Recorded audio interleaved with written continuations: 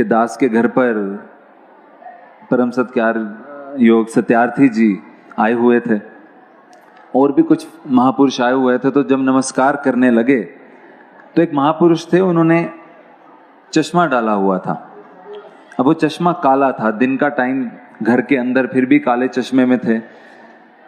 तो सत्यार्थी जी ने पूछ लिया, क्या हुआ, आपने चश्मा डाला हुआ है? तो उन्होंने कुछ नहीं कहा और मुस्कुराकर धनंकार कर दी। सत्यार्थी जी ने फिर पूछा, क्या हुआ, आपने चश्मा डाला हुआ है? उन्होंने फिर कुछ नहीं कहा और नमस्कार कर दी। अब दास जानता था कि इनको एक आंख से दिखाई नहीं दे रहा है काफी वक्त से, और इनकी एक आंख पर क्योंकि कोई ट्यूमर था उसके वजह से बहुत प्रॉब्लम चल रही है, इस कारण से इन्होंने चश्मा डाला और इनकी आंख से दिखाई नहीं देता है।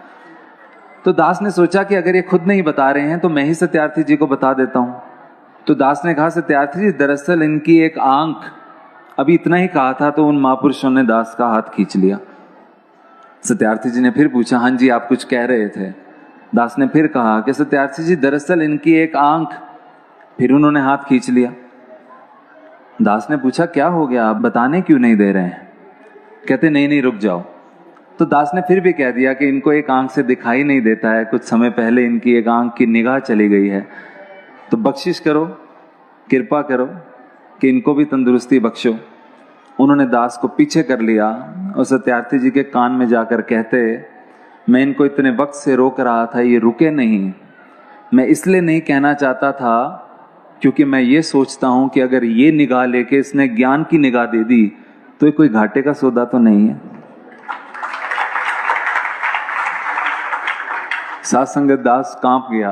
अभी भी आपको बताते हुए बहुत घबराहट होती है कि ये शुक्र है। अगर किसी चीज को शुक्राना कहा जा सकता है तो ये होता है। महापुरुष कहने लगे कि अब ये चाहे मेरी दोनों आंखें भी ले ले, जो मैंने देखना था वो तो इन्होंने दिखा दिया, अब मैं और देखकर क्या करूंगा?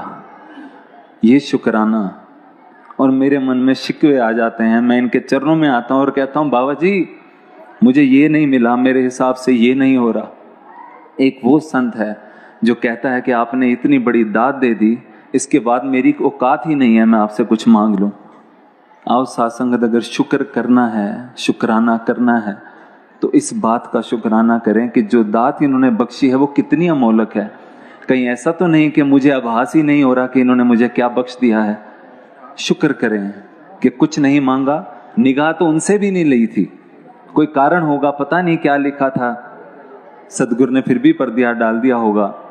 लेकिन बख्शिश करें कि हमारी हिम्मत भी नहीं है कुछ देने की, हमारे पास कुछ है भी नहीं, बस जो अमोलक दात आपने बख्शी है उसकी कदर हमेशा कर पाएं और जैसा जीवन आप चाहते हैं वैसा निभाएं।